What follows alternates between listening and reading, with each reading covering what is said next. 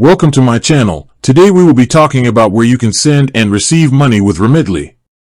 Remitly is a digital remittance service that allows you to send money to over 170 countries around the world. The available countries for sending and receiving money can vary, and it's best to check their website or app for the most up-to-date list. When you send money, you can choose from various delivery options depending on the recipient's location. These options include bank deposit, sending money directly to a bank account.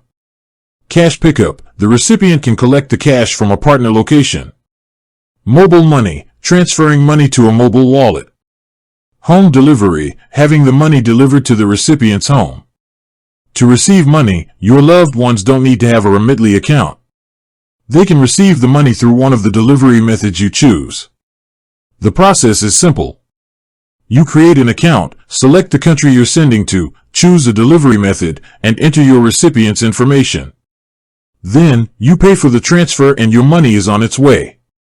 With that being said, thank you for watching.